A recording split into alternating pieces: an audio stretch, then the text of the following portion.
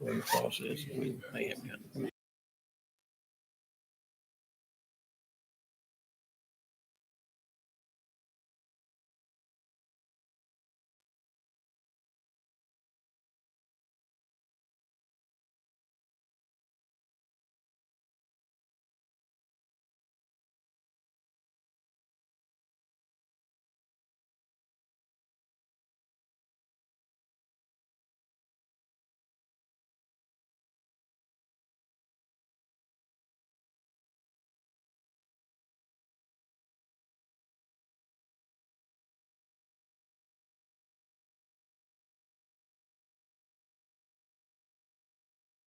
Yes, I'm I good. don't think you're, I think that makes God smile. Yeah.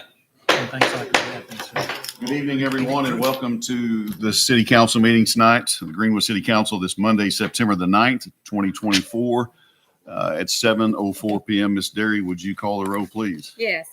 AC Brown. Ralph Meeker. Tim Terry. Roger Rainwater. Here. Steve Tedford is absent. Rod Powell. Here. We do have a quorum. Thank you very much. If everyone would please rise, we'll begin our meeting tonight with the prayer led by our brother Ronnie Deal from Greenwood First Baptist Church, and our Pledge of Allegiance by Chief Brad Hobbs. Let's pray. God, I want to thank you for the people in this room, those that serve in this community. Lord, we just ask your blessings on them. Lord, we pray for wisdom and guidance and direction and decisions that are made and things that are discussed. Lord, I do thank you for our community and for many, many people that serve in this community. I thank you for the blessing of living here and the freedoms that we enjoy. And God, we don't take those for granted. We know they come from you. So God, we just ask you continue to bless us. We pray for people in this community that will realize, Lord, just how blessed we are. We thank you. We ask your blessings on this meeting. We pray this in Jesus' name. Amen. Amen. Pledge allegiance to the flag of the United States of America and to the republic for which it stands, one nation, under God, indivisible, with liberty and justice for all.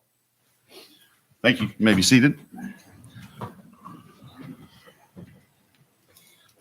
At this time, I would ask the council's entertain a motion to approve the minutes for the August 5th, 2024 regular council meeting and also August 19th special called meeting. I make a motion to accept them as written. I have a motion and a second. Mr. Brown. Yes. Mr. Meeker. Yes. Mr. Terry. Yes. Mr. Rainwater. Yes. Mr. Powell. Yes. It's unanimous. Thank you very much. Recognitions and acknowledgments tonight. Chief Brad Hobbs asked me not to do this, but I don't follow orders very well, even from the chief.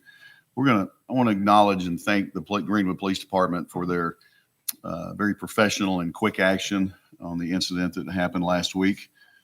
I don't know what to call it other than a stolen car chase and that sort of thing that ended up right out here at 96 and 10. Remarkable work by the police department. We appreciate them for their action and doing such a quick response. And our K9 did a wonderful job too. So everything came together. Also, Stan Brown. Well, let me say this. Jim Cottle with the school district did an outstanding job. Quick response as far as I think they called it a soft lockdown at the schools immediately when hearing this, because it was near East Point and East Village both. I have a grandson who goes to East Point, so I was as thankful as anybody for that, for the protection of our kids in case they needed it. So thank you all very much. Stan Brown, I was told today by Chief Hobbs, did an amazing job, and I don't know when he did this, when it happened, but he was quick to act, and not everybody has the knowledge that Stan has on bus routes and things like that. But I think there were two kids kind of missing for a little bit, and Stan got them found real quick. So thank you to those guys in service for doing all that. There's nothing more precious than our kids. So thank you to Stan Brown and the school district also. One little quick acknowledgement. I believe Mr. Kane Archer. Has anybody heard that name before? Kane's done a pretty good job, and he was chosen D3 Auto Sales MVP Player of the Week with their victory of 70 34, 35. 35, sorry, Voice of the Bulldogs. So pretty amazing young man, and the whole team. We continue to support the Bulldogs. So with that, I will move on to committee reports. You have several, if not all of them, on your pad, council. Did anybody not turn one in? Yeah, I didn't get one for parks, Parks. and water and sewer don't have one. Okay. I So, didn't get one for street either, I don't think. okay. Did As always, if you didn't get one, or if you don't see it in your packet, let us know. We can get you that from those department heads and get with Danielle early, at your earliest convenience, and we can get those in your hands. Next on our agenda is citizen forum. We have two citizens that have signed up tonight. If the first on the list is Jason Kelly. Yes, sir.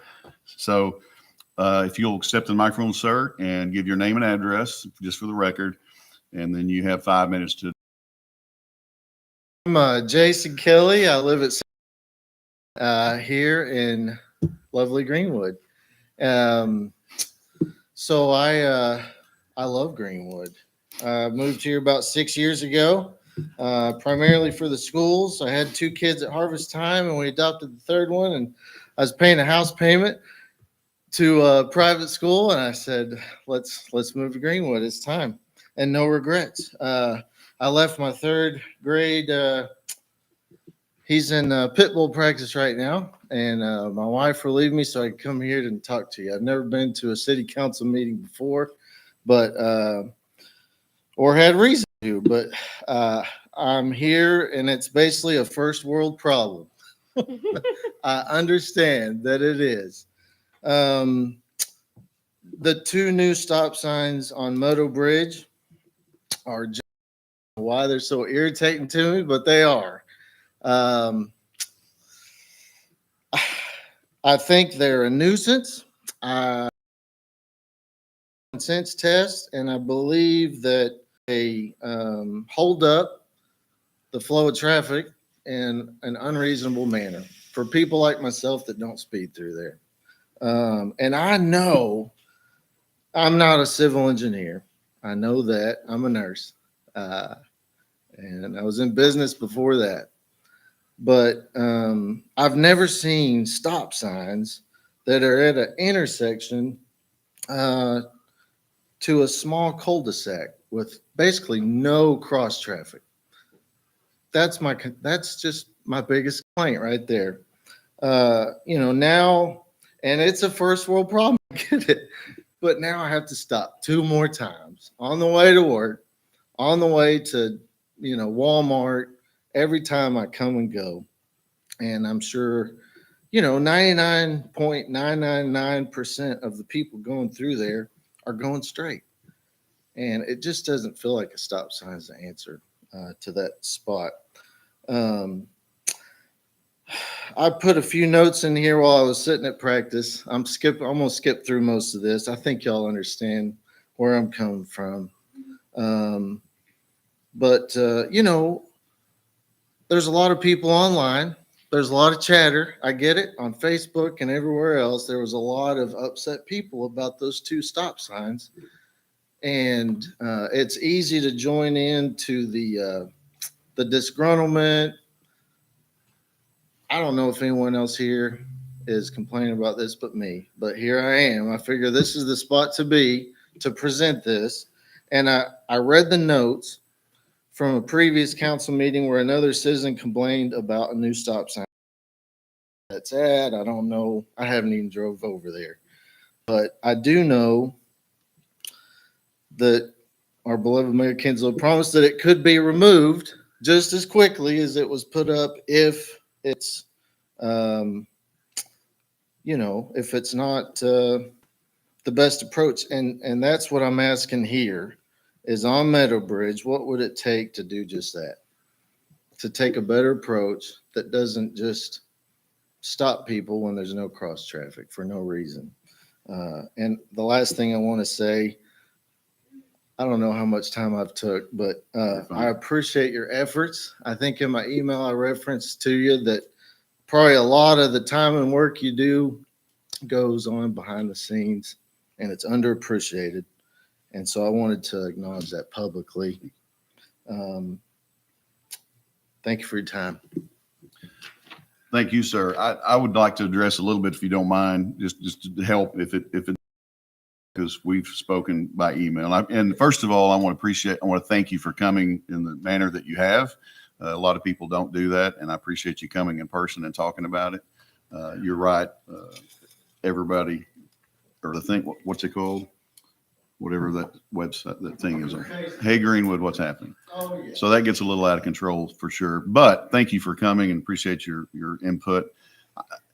Just my 2 cents or half a cent, and I want you to know that it was not made flippantly, that decision to do that. I will say this on my behalf, and it was myself, it was the street department, it was the police department, it was the planning department that all kind of got together on this and decided we need to try to figure something out to slow down the traffic. It is not about at all the cross. And Chief, if I'm speaking out of turn here, it's not about cross traffic. As you said, that's a cul-de-sac with 3 or 4 houses on it. So we're not concerned about that.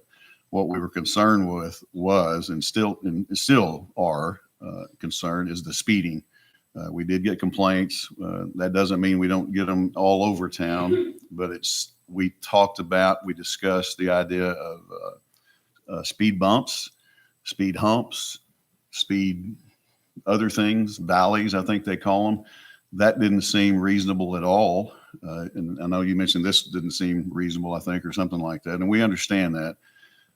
But our goal was, and I think we've achieved it to a degree, is to slow the traffic down there. We did have some calls and concerns about children riding bicycles. There are no sidewalks, as you know, in that neighborhood, which is kind of a sin of its own. We're paying that from our forefathers. But so our goal was to slow traffic down for safety, for kids playing, for bicyclists, for a lot of people walking the neighborhood. And I know that for a fact. So that was our goal.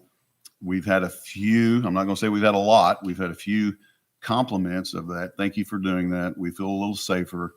I've had people tell me in public today they are running the stop signs. And I said, please don't tell me that. And don't put it on Facebook, but I understand that's happening too. So our main goal was to slow traffic down and to try to prevent an accident of any kind, whether it's a mailbox being hit, whether it's heaven forbid, a child being hit or pedestrian of any kind. So that's our goal. I did say they can be removed. They can. They're just signs in the ground. We have no immediate plan to remove them. We're waiting to see. The stop signs that you mentioned before that were up in another neighborhood, there was a lady came. She did excellent job like you did presenting her case. We listened. We're watching those. We're monitoring that stop sign. It's in a similar, actually, it's probably a little more weird, to be honest with you, because it's just a cul-de-sac. But we found we had a lot of complaints of speeders. So that's our main goal, is to try to slow traffic. We've used, the police department over the years have used on occasion the flashing sign. What we learned about the flashing sign is sometimes, whether it's a youth or whether it's an adult, use that to say, because it registers the speed. So I think there was a game being played. How fast can we show up? It's like a pinball machine back in the day, right? So that happened a few times. And we still move those around, but that was our main goal. Just so you know, it wasn't to be a pest or to make a nuisance of the city. I did say this to a lady that came down to visit us about it. I asked her if I told her, I said I went out and experienced the signage myself, and I counted to 3 seconds while I sat there waiting on no one at each sign. So I basically came with the idea I've wasted 6 seconds of my life. So in the essence of saving a life or being careful with speeders, that didn't seem like a lot, but I understand the inconvenience too. So it's a major cut through. I think we have data to show that. And there's been accidents and there's been all kinds of things that we're trying to prevent. So that's our goal, but we will monitor it and see how it goes. But I appreciate you coming very much. Council, do you have anything? Let me say this. I was in Memphis a couple weeks ago, and I didn't even know this technology was available. Mhm. They have these cameras in neighborhoods now that are mobile. They set them up on these trailers. They can register your speed and read your license plate. Right. And then they will send you something to sign in the mail and send back to the police department. That may be something just to look into. Yeah, and absolutely. We've discussed a little that we have some cameras in town now that's not the same purpose. They're basically to track incoming traffic. You could speak better to that, Chief, than I can, but no, we're open to that. Anything that we can Do you figure know how out much that is? Are those are? They're Chief? very expensive. I looked at one that's about $6,500. They're, for the mobile. the one that we put up Yeah. on a sign, existing sign. Okay. Chief, City attorney might have to help me on this, but I don't think the state of Arkansas has adopted mobile sighting like other states. allowing that to happen. Like a toll road. Yeah. Where, you get a ticket in the mail or whatnot. I don't know of a city in Arkansas that adopted that. There's other states that have. I understand what you're saying too. I've got some data here. I don't know if y'all want to see it. I brought it just in preparation. It's up to y'all. It wasn't, the mayor didn't say, hey, go do this. Brad Hobbs didn't say, hey, go do this. We all came together. What's the best thing? We had explained earlier that, we looked at the speed bumps as being an option.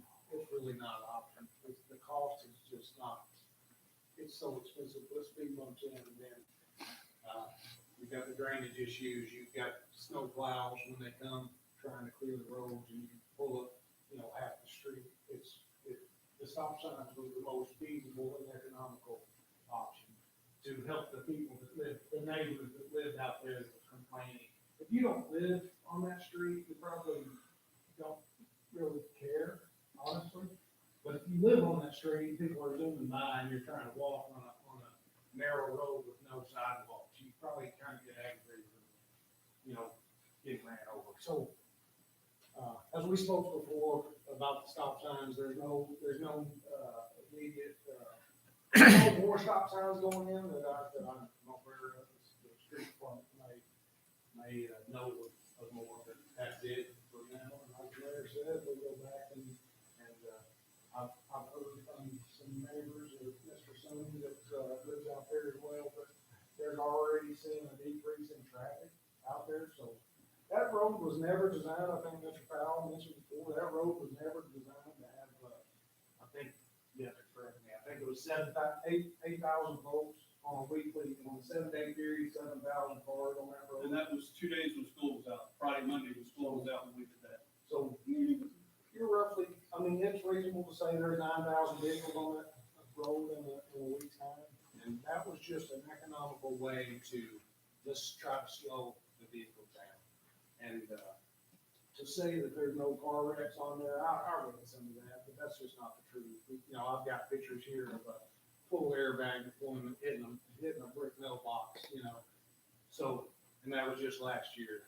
we had a bridge taken out down there. Yes, sir. It hit the bridge so hard that the bridge needed to be replaced, and it's things like that.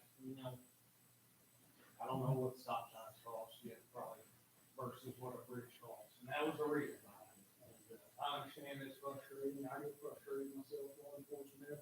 If you hit one light, you hit them all. I get it. I understand, but it wasn't meant to cause issues with people. That's the last thing we want to do. Mr. Kelly, is that right? Yes. Mr. Kelly, I know it doesn't help much right now, but long-term, we would definitely like to improve the street, probably widen it to collector standard. It was obviously a local street. At one time, it was a farm street, farm road going through. It's basically a driveway. And that's what it turned into. And long-term, we'd like to curb and gutter it, deal with the drainage, and probably put a 10-foot walking trail on one side. But you got a lot of expense. Right now, you got a lot of, you feel like you've got a lot of inconvenience. And the first time I heard of it, the first time I knew anything was done, my wife called me and was chewing me out. So I realized then that it was there, and I'm like, I didn't do it. But long-term, that's where we want to go. And I agree with the mayor. I mean, at this point, maybe our highest calling is to love one another. And I would hate to see somebody get hurt.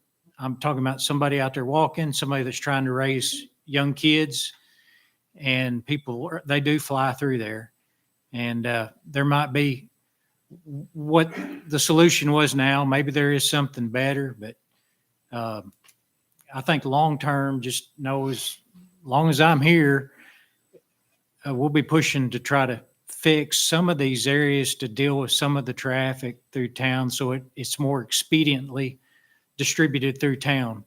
And unfortunately, that cutting over from Main Street to 10 Spur is one of those areas where that's really the only way kind of through. And it's one of those spots that needs to be dealt with, but things are very expensive and really expensive now. You can look at just the road project that's going on out there. I think it's 3 times what it originally was going to be. Little double. Yeah. So $1 million isn't what it used to be. Anyway, I don't know if that, I don't think it helps. I know you're aggravated and other people are aggravated, but Again, it's a first world problem. I- It's not the end of the world. yeah, It I is don't, frustrating, and I see people running it almost. I mean, I don't think the stop signs, and that's another city, you know, it just kind of trades one for another. I really myself don't view that as a long-term solution, but that is a solution right now to where hopefully nobody gets hurt. So.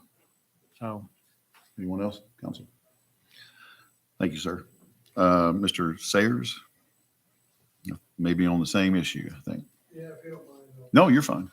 If you would state your name and address, so So, my name is Michael Sayers. I live on West Denver. I'm sorry. Chief, or Someone grab would the you microphone. hand him the mic? We just need to get you on record. You stay where you are. You stay where you are. Okay. Thank you, Jeff. So I won't take a lot of your time. Same topic. Okay. I just live on West Denver. Okay. Right? It's the Audubon of Greenwood. So I applaud the stop signs. You know, when I saw them at Meadowbrook, I'm like, I want those on West Denver. You know, it's either that or we need more police officers, which the police officers have been great. They're on the street. I've gone and I've asked them to come patrol, and they have. They've sat actually in front of my house. But, you know, it doesn't solve the problem unless they're sitting there 24/7, right? So that is the issue. You know, last month I was coming to address you, and I talked to Yes, sir. the mayor, and my dog ran out of the house and got hit. You know, and it was the night that Greenwood was doing the, you know, back to school. Traffic was just crazy. The dog's fine, little expensive surgery, but they never even stopped. And during school, you know, it's the same thing. It's, you know, up and down that road is just really, really fast. Kids are walking to school. We do have sidewalks. Citizens are walking up and down all the time, and I'm trying to turn into my drive. So if you're behind a green truck and they stop in the middle of the road and then they turn in, that's me. Because I'm doing it, you know, normally just to slow somebody down. That is, you know, I'm not saying stop signs are the answer. If you look on the city council website of Fayetteville, they have a traffic calming study, right? And maybe we can do some of that in some of our streets. And I think right over here on West Denver, when I came here tonight, I wrote over some, you know, some cables across. I don't know if that's a study by the, you know, they're doing now. They're getting the counts. So I applaud that type of stuff because that's what I'm asking for is some type of a study to look at the data and decide what is the best options for us. And I understand what you're saying about the speed bumps and they're costlier than a stop sign, but every major city has them. I don't know that the flashing radar signs do anything. I don't know. They're in Fort Smith. I'm just looking for some type of, you know, strategy that we adopt so that we can do something and we're not just, you know, a knee-jerk reaction to something. Sure. You know, now I used to drive through Meadowbrook. I was telling him, I've had people pass me on that road. So I understand the stop signs. And, would they work on West Denver? Sure they would. threats, Yeah, yeah. right? But we just have to understand are and what's going to do it. Because more police officers, I love to do that, but they can't sit there all the time. So, Okay. yeah, thank you. Thank you, sir. Appreciate you. Thank you both gentlemen for being here, presenting your case. Appreciate you. We don't have anybody else that signed up tonight. If you missed signing up, I can acknowledge you and give you 30 seconds. No, I'm just kidding. You get, except for you, HB, you don't get 5 minutes. So. But anyway, thank you. I think that was hopefully helpful a little bit to you. Didn't fix the problem, but know that we take it seriously, and we're constantly, as Councilman Powell said, we want to look at these and not just for tomorrow, next week, but 5 years from now, what it's going to look like. So appreciate you. Next on the agenda is financial report, Mr. Tom Marsh. Okay, first, I want to let you know that the audits are being conducted right now. Both the legislative audit and the water sewer audit are now. And so our time is being occupied a little bit more than there's more of a demand on the stuff that we're producing for them. Also, September starts the budget season. And at the meeting this morning, they were all told that they are to start working on their budget for 2025. And it is a season because it's usually about 3 or 4 months to get through it all. I want to start by saying that the city sales and use tax cumulative growth 24 and over 23 was 3.56%. Our cumulative growth above budget is actually negative, down about 1%, just slightly under. County sales tax is down 0.07. Cumulative growth is for 24 over 23. And we're down overall from budget 4.57%. So it's actually not even what we call break even. As far as the advertising and promotion, you have a revised number from what was originally sent to you. And that's because there was a couple, based on the holiday coming in and the mail, there was a couple of significant, what we consider to be contributors to the AMP, that their mailed payments came in a day after the end of the month. So I have revised this because they are normally 5.79%. So they're 8.79. So they're right at where they should be. Predictive revenue stream was going to be. As far as the county, I'll go to city sales and use tax first.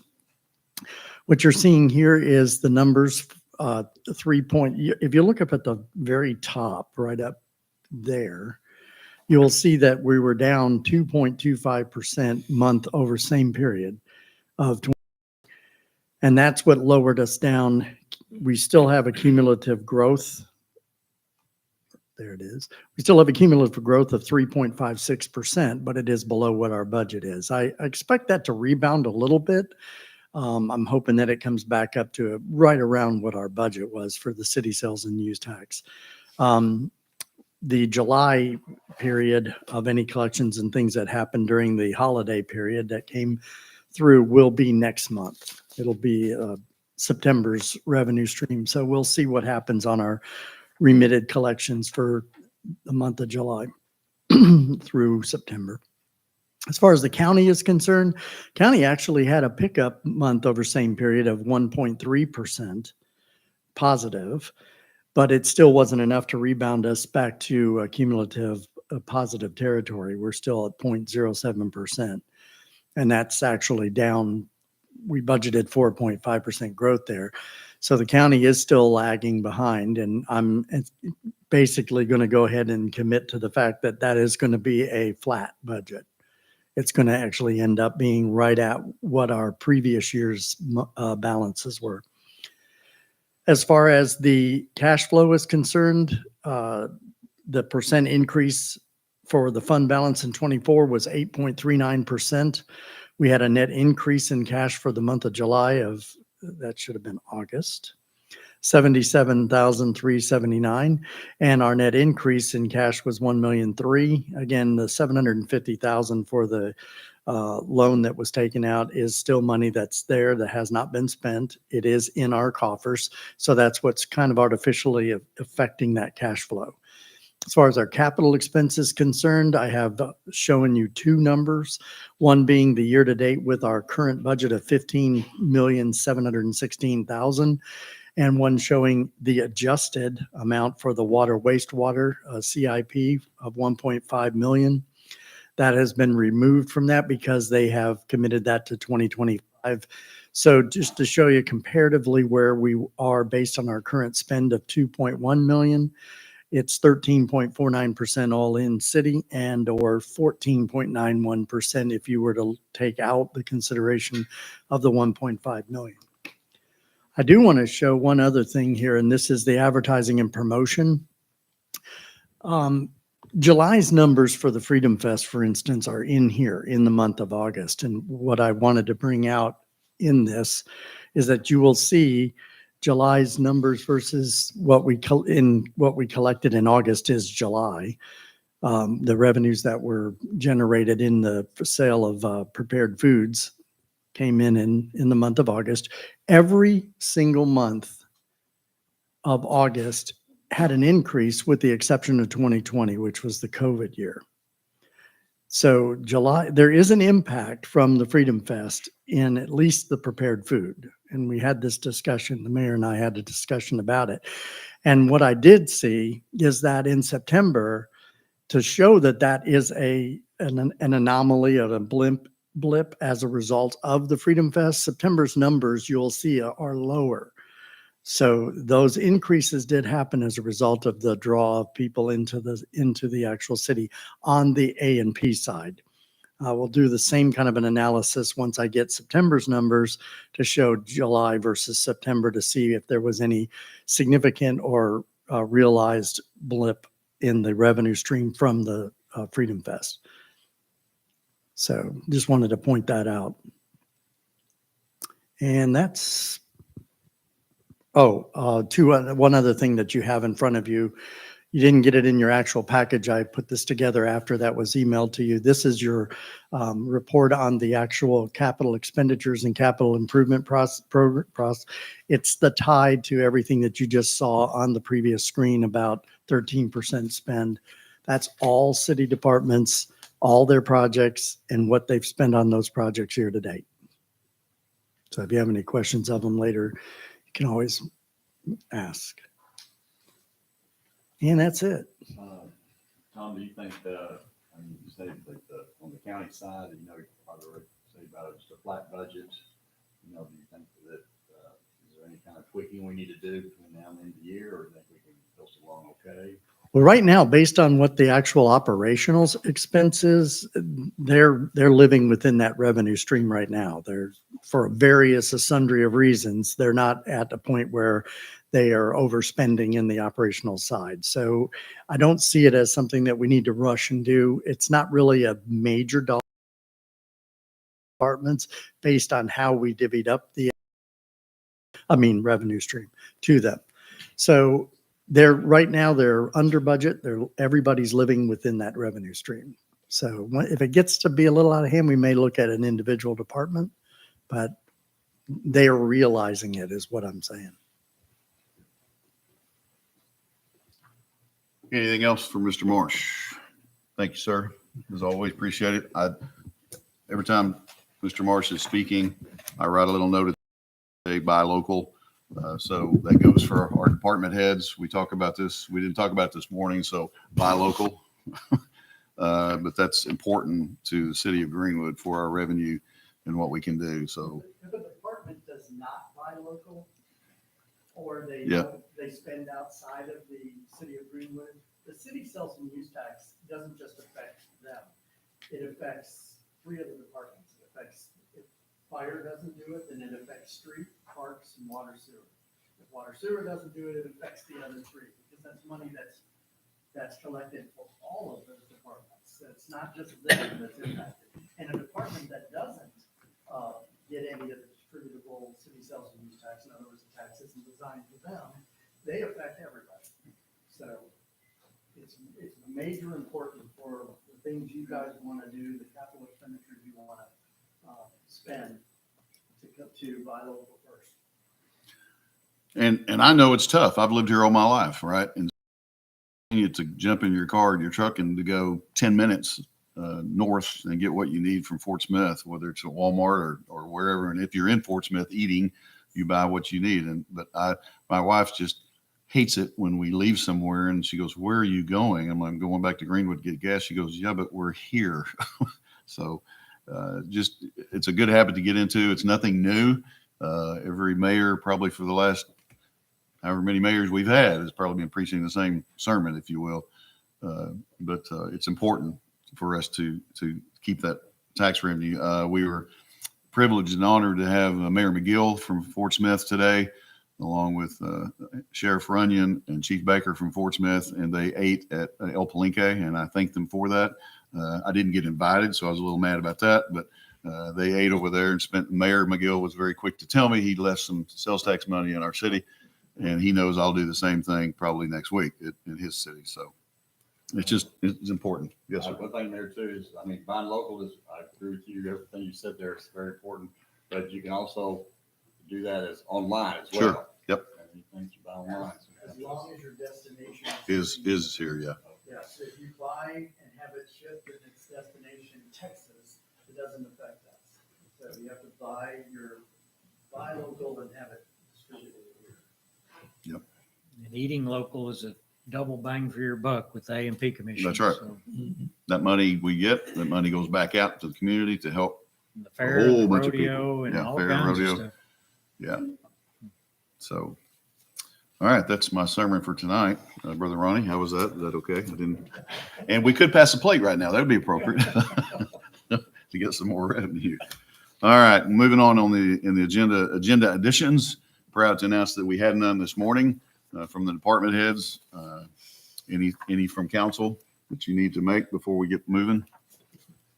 If not, we'll move into old finished business. Number one is a street resolution to utilize federal aid funds for streetscape. We tabled it from the previous meeting, and I'm going to ask that we table it again. We do not have numbers from Crafton and Toll. Mr. Elliott has not got us some numbers back. No fault of his. We just had a little communication between he and I. So we'll get, hopefully by next month, we'll get you some numbers on what that would look like. I think I gave you pictures last month of what could be. So hold on to those if you haven't Make a got it. motion, we table it for Thank 30 days. Thank you. Motion second. Mr. Brown, Yes. Mr. Maker, Yes. Mr. Terry. Yes. Mr. Rainwater, Yes. Mr. Powell, Yes. unanimous. Thank you. Number two is Councilman Brown, repeal, replace city attorney ordinance, number 22-08, third reading. Mr. Brown? Yes, I would like to put this for the third reading, for you guys' approval. The last little twist there, Charlotte had it written up just nice and properly, she had there just saying that it was going to be repealing and replacing 448, 22-08. And the one that I have here that she says the revised version has got a couple extras in there that are really not pertaining to this as far as the duties of the city attorney. They're really more for the, based on the compensation. Is that right, Charlotte? Well, they're already repealed is the deal. And I noticed that the updated copy has them back in there for some reason. But those are already repealed. Two of those in that title, in that updated version. Yeah, so I was wanting to just eliminate those two and just keep the 448 and have it In pretty much 22. written the way you have, except for Yeah. in the section. Which one is yours? The one that says third reading at the Look, top? it says updated at the top. But then she has one that says updated, which is the one I did because I didn't get it to her in time to I don't see it. put her magic to it. But really, all of adding is that in talking with the city attorney in the spirit of cooperation, he agreed to add a thing there at the bottom when we're talking about his duties. Okay. On one document, section 1, the other document says section 2, but the last sentence says that he will be physically present at City Hall for 2 half days each month, such days being determined with the mayor and the city attorney. And I think right now they are like on a Monday afternoon. Is it the second?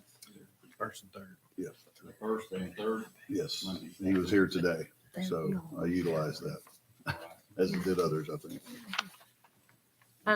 So we just need 448 and 2208 in there, Right. not 2003 and 2104. That's the way I see it. So, Yeah. Looking over those, on the, Mhm. And also we need a section 1 right. section up to there. repeal those, 448 and 2208. In your updated version, it's not in there anymore for some reason. So really, you just want to add that, the 2-day That- thing. that sentence 2 right half days, there, yeah. yes.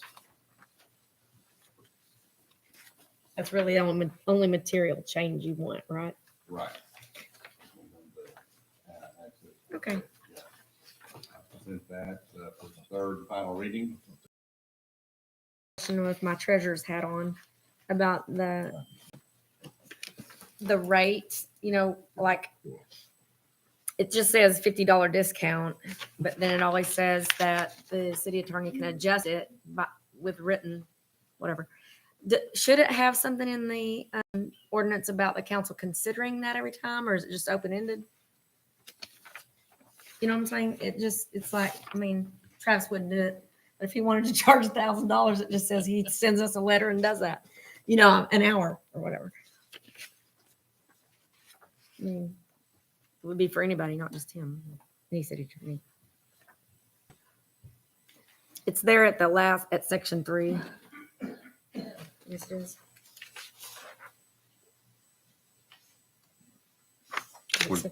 What's your suggestion? that it reads? Section 2, sorry. 2. These copies are confusing. Where it says, kind of in the next to the last sentence, where it says the itemized billing invoices discounted $50 per hour. Mhm. And then it says, in the event city attorney bills this, the city attorney shall provide notice in writing of any adjustments for any items mentioned in this section. That's where if Travis's rate went up or the city attorney's rate went up, he provides it in writing. But I'm just saying it doesn't have anywhere where the city council considers it at all. It just says, he says, this is it. You know what I'm saying? And I just wondered if the council would prefer to have it for consideration. In other words. So you could talk about it. You understand where I'm coming I from? do. Okay. Yeah. Yep.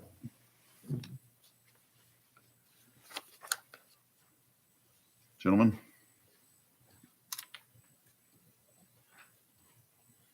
Also, so we also have a little scenario where if maybe Travis was too busy or couldn't want to do it or was referring us or whatever, and some of the stuff is some of the directors want to shop around, do you think that we should be provided a quote for what he can do for us? I mean, it's always $50 cheaper with him, so that's great.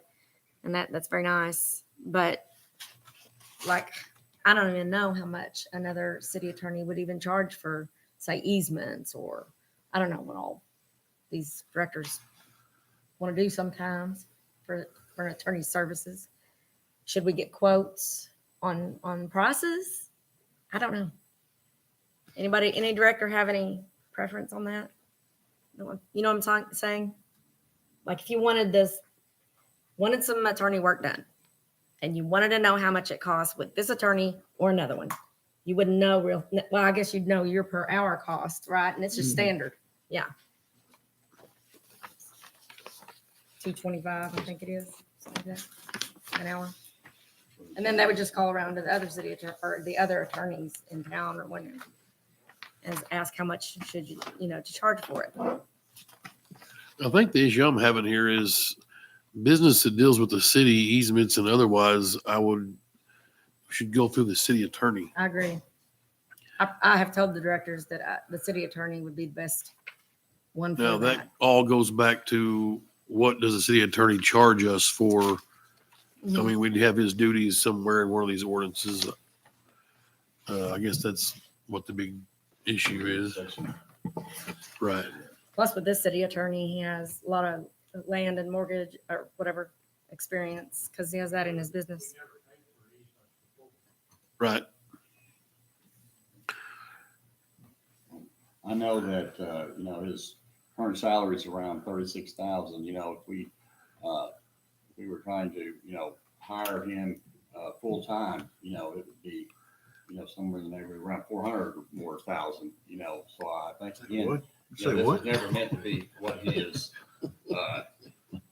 total compensation truly. I mean, that we're expecting to get an attorney for $36,000 a year. No one is really expecting it. It's just a retainer to, for him to, be accessible to us. And I think, again, with him offering to be here at the city offices for 2 times a month, the first and third Monday afternoons, I think is again him again showing a willing cooperation, to the city.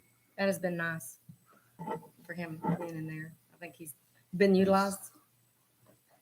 Yeah. Not abused yet. It's been done good. Yeah, I think it's been fine. I think we were just accustomed to the former city attorneys not doing this is what the issue is here. It has nothing to do really with him charging. Right. It's the fact that others didn't, where they should or shouldn't is I guess the question. I know, yes, that other cities also, accept billable invoices, to them, because they also realize that, again, it's just mainly just a retainer. It's not, for his full compensation. We couldn't afford an attorney for, at any attorney's rate. I don't care, for a full 40-hour week, full year compensation, we just couldn't afford it. In section 3, at the end, what if we were to add anything not covered in this ordinance be placed on the monthly agenda for council approval? And so there's something that's outside of the ordinary that's not really covered in this ordinance that it be placed on the agenda, the monthly agenda for approval. And it may require a budget amendment anyway. Yeah, the other, another one of these ordinances said that anything like that would be passed by resolution, which I think is a bit much. But then again, I think the spirit of that was so that the people can see how their money's being spent on things like that. I'm happy with it, AC. It's just a suggestion. I think that, with him providing the invoices, that he's kind of detailing his work done there, and that at that point, that's when we can question, Okay. Anything above and beyond the given salary. So you want to say invoices provided based on, some kind of language that says the invoice by city council, or is that not necessary? Well, I think it's not a bad idea to have it in there. It's always good to have something you can go back and look at and read. That's what we're doing here. Right? Right, and it's just not It's just in not the in ordinance. writing. Right, we're just there, that's been y'all's preference. We just haven't required it. Because you have one There's no tonight for requirement for it. approval. So Right. it's kind of what we've started. Travis has provided, It says there, in the event that the city attorney bills the city for any costs incurred in the fulfillment of his or her duties, these costs will be billed to the city at face value. And you're saying that you just want to, that's kind of thing he's invoicing us, isn't it? Yeah, but when you say city, that could be construed just by handing it to the mayor and everything goes along and the council just totally unaware. What I was suggesting is maybe that it be added to the monthly meeting, and so everybody is just totally aware of what's going on. So in other words, you don't have to approve the payment. You just need to see that it was paid. Anything outside of this ordinance. Outside of what's covered in this ordinance. And I think we're covering a lot of the things he's been doing with this ordinance, so he doesn't have to. So should right there then say bill to the city at face value and presented at the monthly council meetings for council approval? Just a thought. I'm fine with that. Yeah, Back to, it's just identifying what you're already doing. So Really? say, But it does slow down the payment for It does that. Travis. When it has to wait all that time for the next council meeting, I'm just, no, I think You're not paying before we approve it monthly anyway, are we? getting them I'll 2 answer that. weeks, 3 weeks I ahead of mean- time. Is that a problem? with You understand? No. Whatever. they He wanna do doesn't is get his fine with me. payment turned around as quick because of that requirement that y'all look at it and approve it. That's what I'm saying. That's what we're doing anyway. Yeah, is that what we're doing anyway? I know, but if we were to go ahead and pay it and then show y'all You're asking for approval or just acknowledgement that we did pay it. Yes. I think Yes. there's a difference there. So So I think let's it's- say, and presented at as the monthly council meetings for council approval. That suffice? Anything not covered in this ordinance, outside of this ordinance. Well, that That's That what sentence you're saying about- there in the event. cost at face value, that's talking about postage, filing fees, things like that.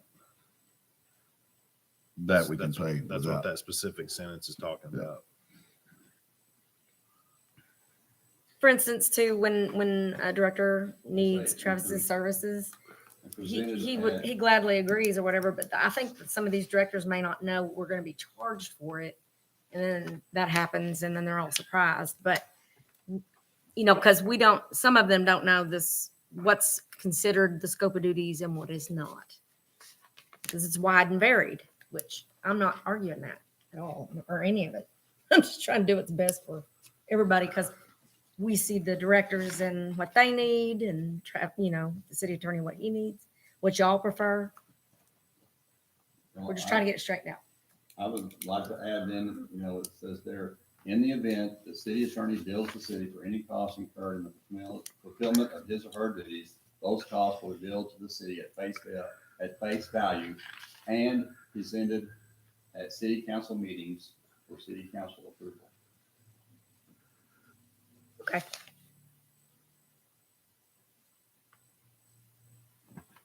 So, and also, we talked about it in the directors meeting this morning, the best way to go about that, because I think what we're gonna do is when we receive one of these, I will email it to all the directors, scan it and email before y'all see it, so that everybody can figure out whose charges what. And then by the time y'all get to the approval part, everybody understands what they're gonna owe for their department. They will, It's a new thing. They We haven't done this before, and we're trying to figure it out. they will in turn provide a PO, whoever it is. Yes, and they will do their POs So accordingly. That way they know exactly what that department's paying for or what's charged to that department. That make sense? And presented it at the city council meeting basically is what needs to be added there at the end of that face value. For approval, or just presented at the council meeting? I just say, presented at the council meeting, because how y'all want to divvy it up there, that's, to me, that's an administrative function there, I mean, how y'all want to. Yeah, because To the different departments. I wouldn't think it. The city attorney did work and he's charging you for it. Well, how would y'all even be able to disapprove it, honestly? You've got a budget set. You know what I'm saying? I do. Okay, thank you. I'm gonna add it, that. Okay, so Well, it'd be nice to see it on the line item, if you will. If nothing else, so we can argue and debate whether we think that should be getting charged or not. I mean, they're pretty much setting in guidelines, but if you see something on there that says he took the Arkansas Attorney General out to dinner and he's wanting us to recomp for it, well, hey, we don't want to pay for it, whatever. I mean, we don't have to discuss it in the meeting, but at least give us a chance to look at it, what it was. So it sounds like the only tweaks to make are with the removal of those extra already repealed ordinances. Section for repealing the ordinances necessary, and to add that little bit about presenting the invoice to the city council for approval, or just presenting it. And that's about it. simple as that. Okay? Yep. Getting it straight. Do you need to make that? Okay, so we're trying I to, make a motion that we approve this for the third reading, as discussed with the changes provided. I second it. the motion a second. Mr. Brown, Yes. Mr. Powell, Yes. oh, Mr. Meeker, Yes. Mr. Rainwater. Yeah. Mr. Terry. Yes. Mixing it up a little Done bit. this jumbling around before. That's unanimous. You missed him out. An ordinance repealing and replacing ordinance numbers 4048 and 22-08, establishing the duties of an elected city attorney and for other purposes. On that note, do you want to do this now? Or you consider this done? You guys have it in your packet? Oh, his, Yes, sir. Yeah, the invoice. Well, an ordinance doesn't go into effect for 30 days. Right. Y'all still have to approve So it, we need, yeah. supposedly, according to what you've been doing. That'd be a good And it's also a time we can ask what he was easementing deeds. Is that attorney-client privilege? Can we ask you what you were digging up here? How's that work? That was 8 easement deeds for phase 2 of the sidewalk project.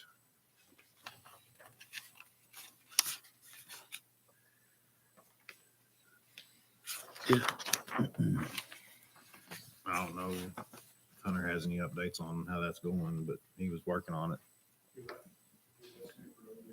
Just an update on the easement progress.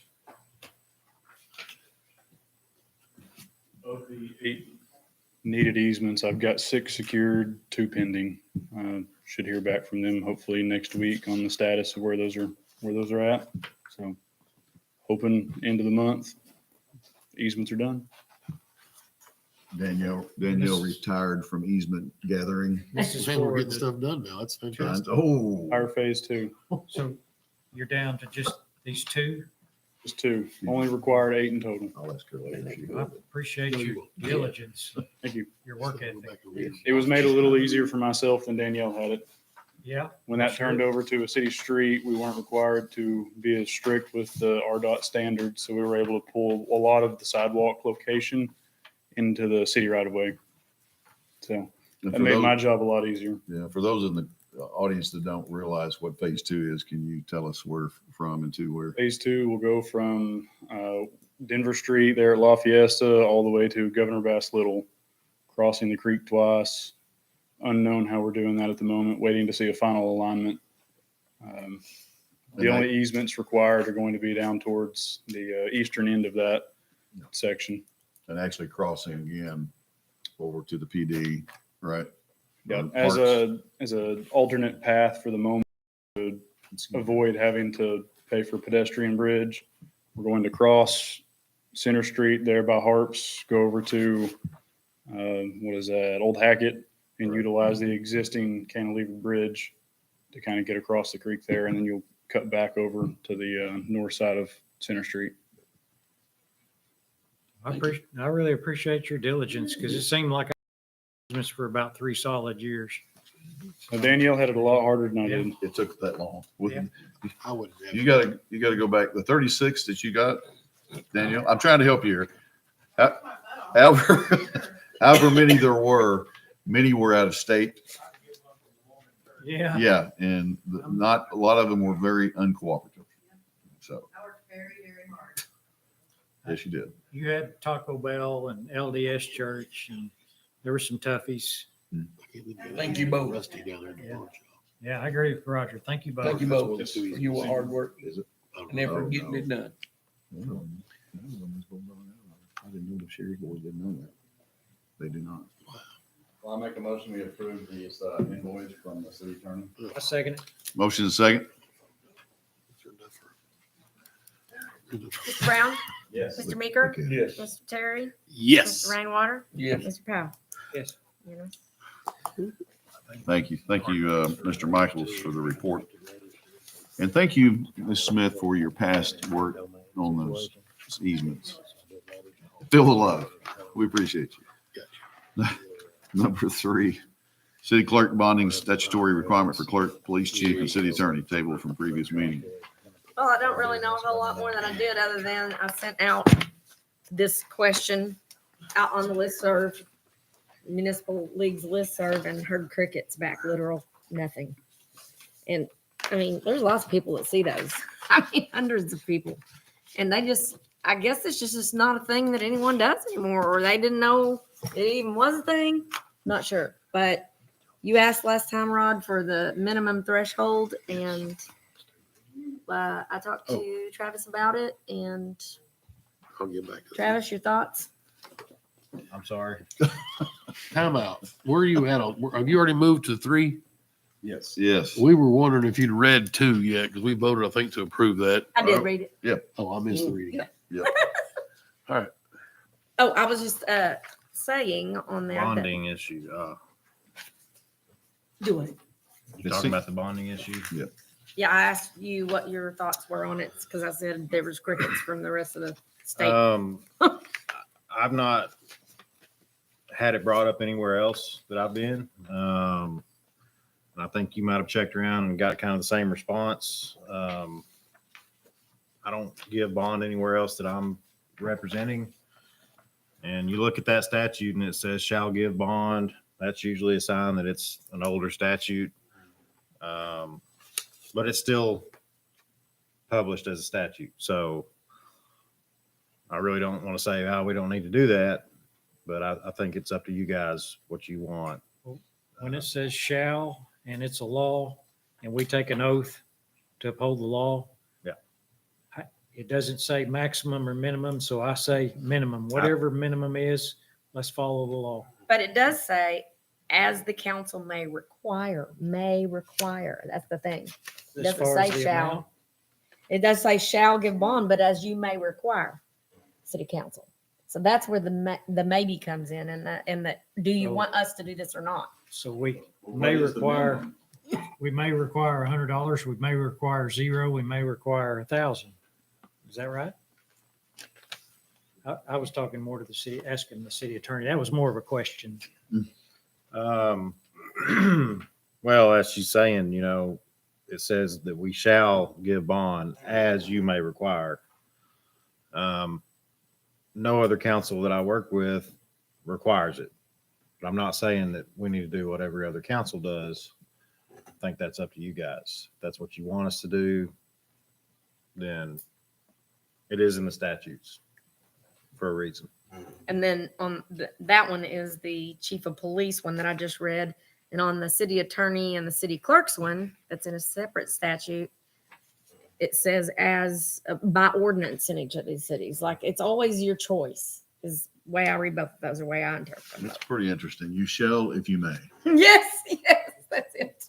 But have we found out what the minimum bond is? It's because it's not a minimum. There's no.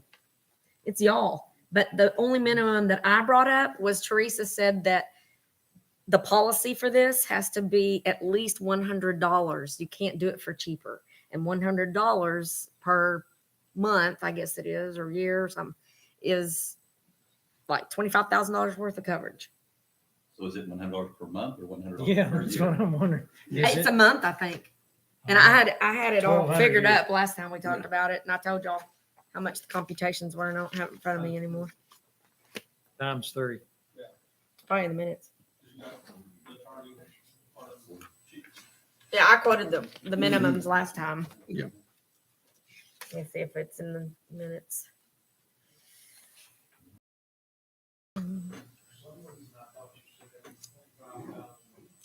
I did. I said it. The coverage would be $875 per year for the city clerk and city attorney each, and $1,250 per year for the chief of police. For the recommended minimum coverages, which are just recommended by the company, at $25,000 each. Is this something we get clarification from the municipal league on? Yeah, I talked to him about it, and it's just like, yeah, it's a statute, and this is what it is. What I'm telling you, you can do it or not. They didn't give me no, Right? they didn't give me no dollar figure. No. Kind of interpret. It's what, the minimum is what you require as a Yes. council. And you set that. It's your What choice. is what's, I don't even know what's going on with this. I don't understand what, I was researching law on something else and I come across this and I asked this Madam Clerk if she's ever seen this before and she's said no. We researched it. She sent it to the municipal league. If anybody else was doing it, she has not heard back. City attorneys looked at it and nobody else is doing it. The previous chiefs prior to me's never done it. City clerks have never done it. City attorneys never In done it. Greenwood, anyway. My question is because I'm new at this, I was wanting to make sure that I was doing things right.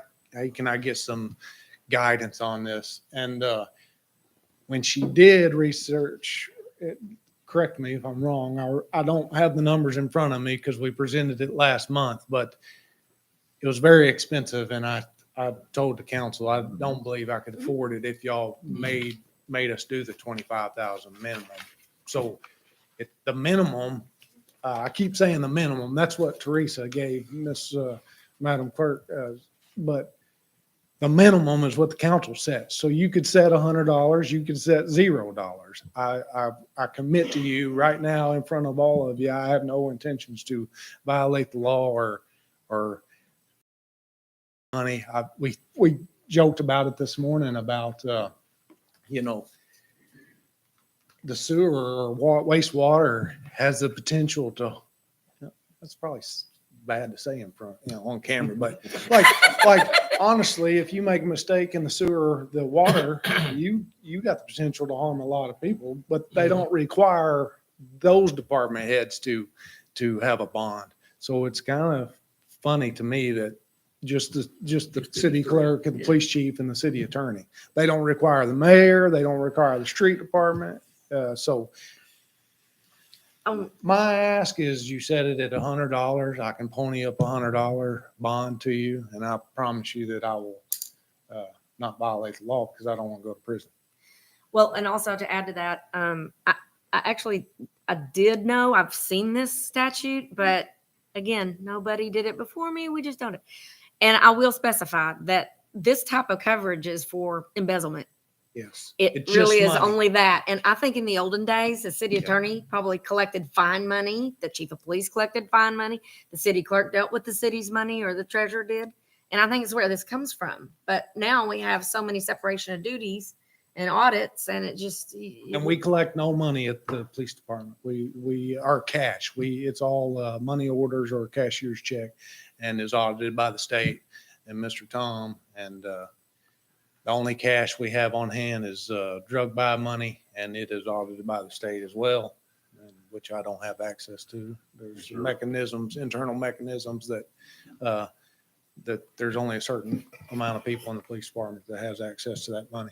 So what we like is we're bringing this to you and saying, this is a statute. Does city council want this coverage on us or not?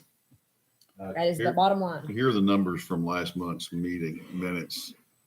Says Ms. Derry stated that the cost quoted for this coverage would be $875 per year for the city clerk and city attorney each, and $1,250 per year for the chief of police. And those would be for recommended minimum coverages of $25,000 each.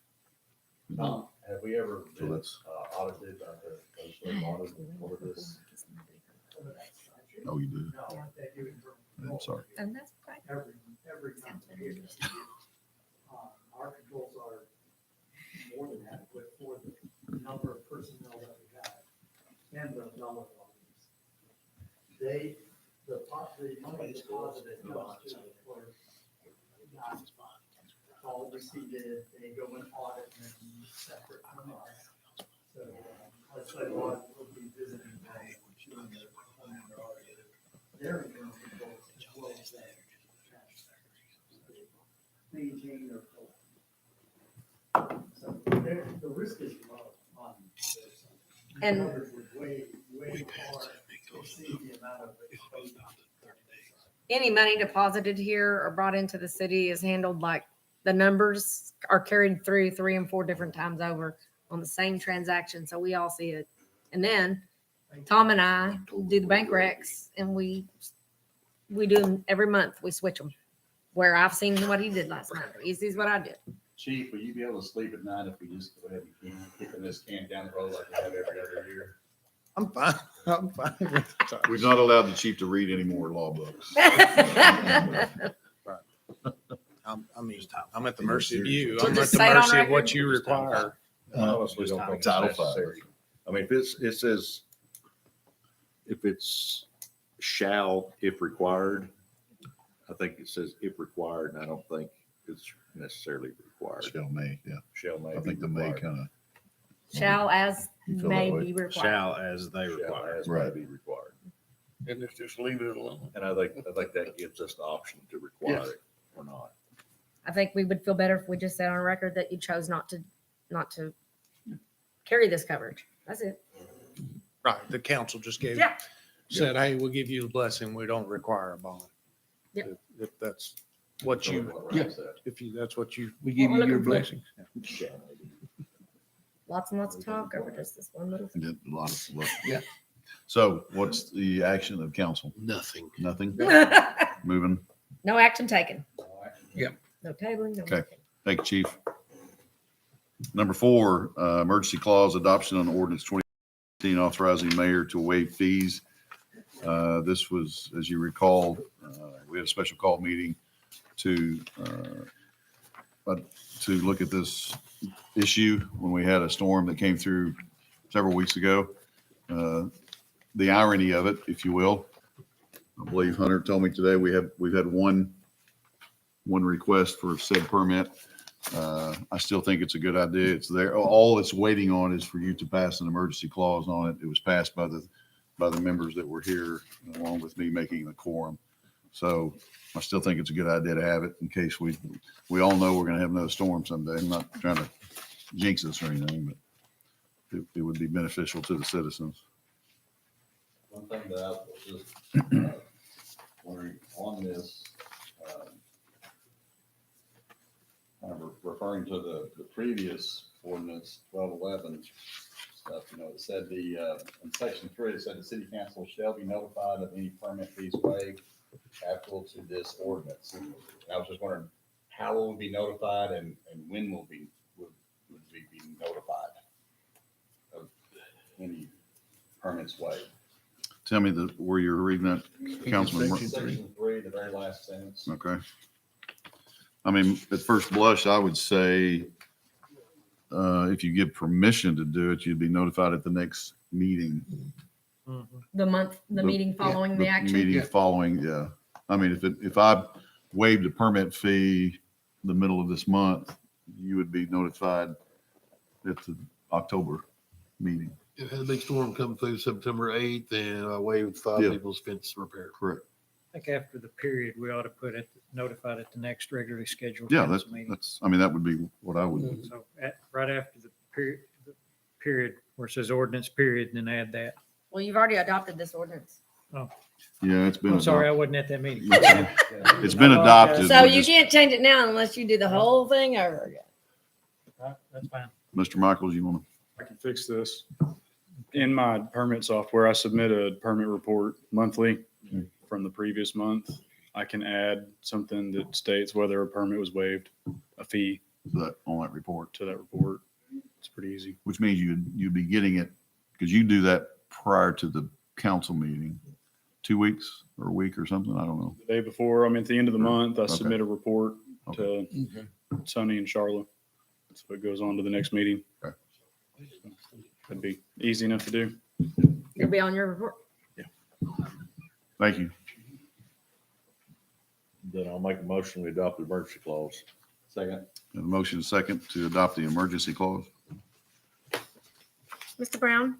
Yes. Mr. Meeker? Yes. Mr. Terry? Yes. Mr. Rainwater? Yes. And Mr. Powell? Yes. It's unanimous.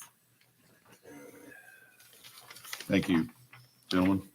Number 5 is emergency clause adoption on ordinance 24-16, rezoning R1 to R2 at 206 Gum Street. Mr. Bell, you want to speak on behalf of this?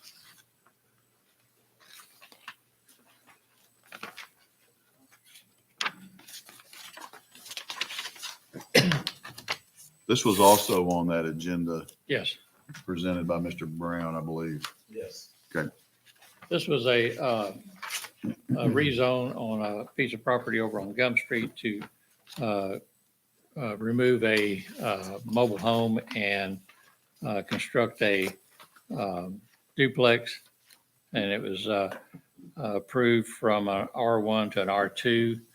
It failed to get on the council agenda for the next month. And so we're asking for it to be approved. It was approved, but we need the emergency clause so that the folks can go ahead and get their permit and construct the building over there.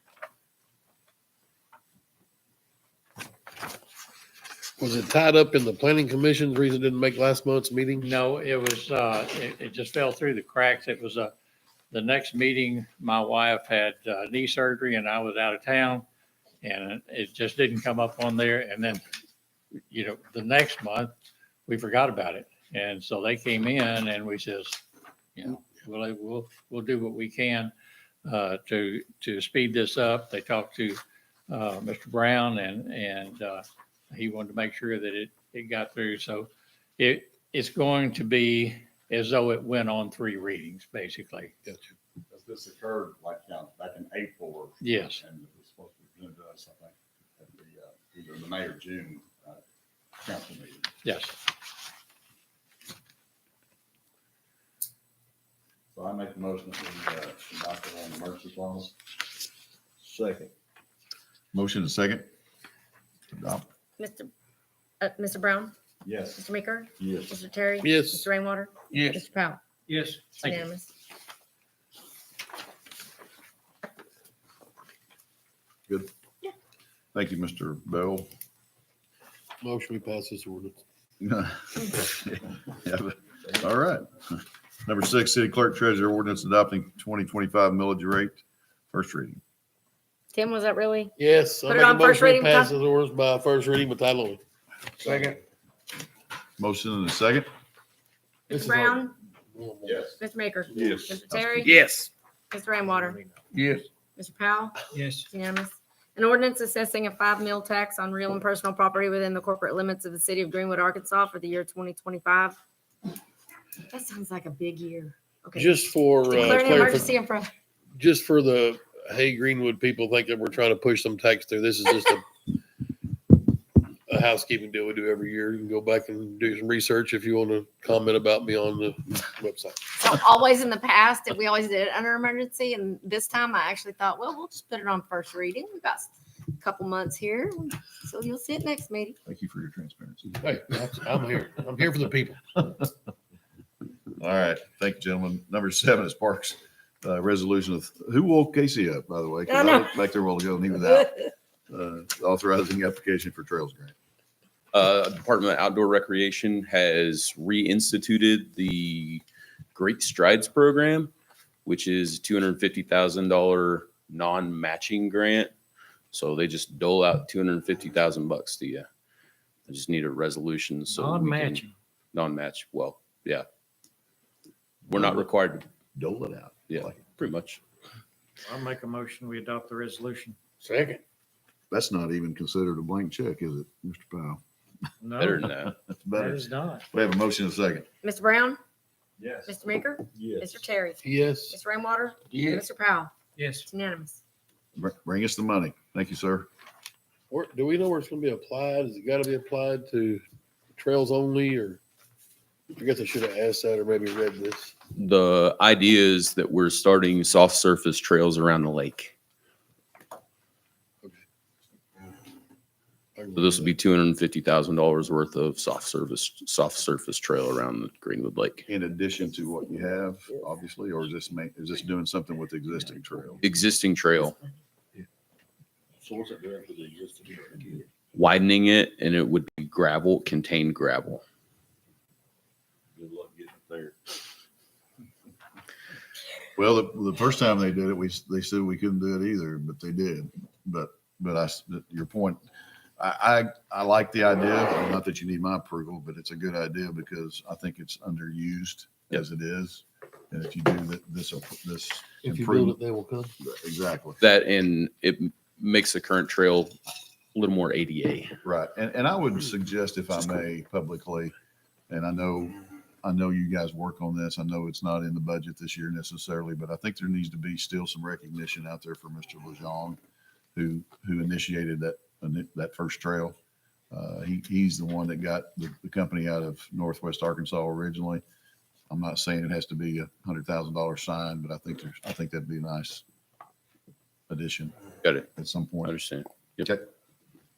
Thank you, sir. Name the whole trail system after it. Absolutely. Number 8, street resolution to amend budget for Fox Run sidewalk construction. Adding the 10-foot wide trail from Main up to the top of Bell Park. We've gone back and Do we have a resolution? I didn't get it. We don't have one. We don't have one. okay, well, table till next month then. I mean, do we? No. Tom usually writes the budget amendments, and that's what you're asking for, right? Yes. And we don't have one in front of us, but I mean, technically, if you state what it is going to be, we can ask one if you need one. I think you just failed to, State what you're after. I thought I sent it to Charlotte. I don't know. I just noticed like, tonight. I didn't realize that I didn't either. see it. I thought I was the only one. Ain't the thing. Just don't have it in writing. Yeah. Um, That's what we need. Yeah, well, yeah. I didn't realize it wasn't there. I'm sorry.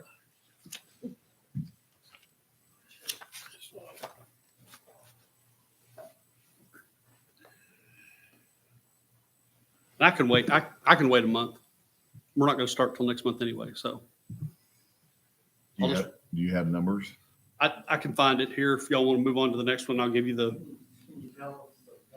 You know what it's for. Well, just to reiterate what, yeah. okay, yeah.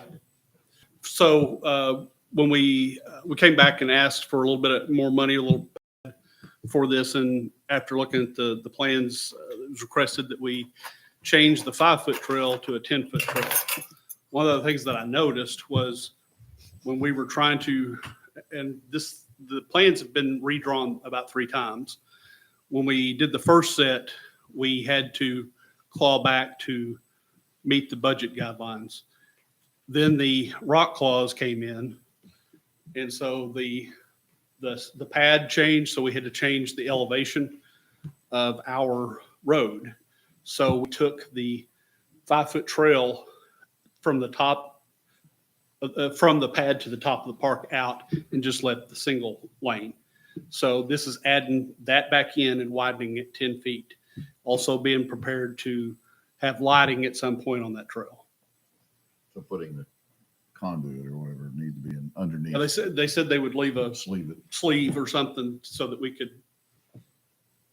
So do you know what this cost, adding it back in? The total was $399,000. That's significant. It is significant. Where would the money come from? Good question.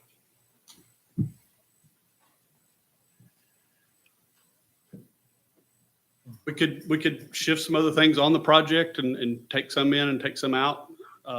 Take concrete from other places. Could narrow the road. There's some options, but it's expensive.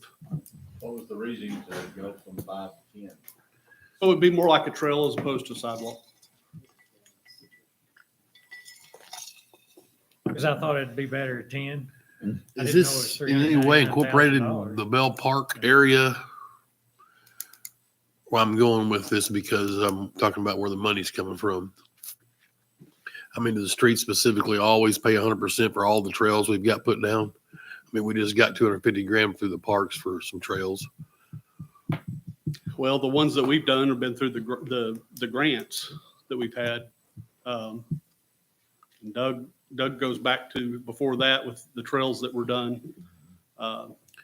We had some Originally, help that was on the big complaint that they kept playing off as traffic relief. And so they were going to charge the street department to put these down. And well, is the trail system part of the parks department? That was a big debate when this whole thing first started going some 15 years ago. So I think the transition here is, if you will, we're going from a 5-foot sidewalk, which would come underneath, under the, to your point, and I don't, obviously, Parks Commission had not discussed this, I wouldn't imagine, because they didn't know they needed to. I would have said, go ahead, write the check. Well, that's going to take a I while. think 10 brings up a good point. I mean, we just previously asked for a 250 grant. I don't know if that could be applied for this.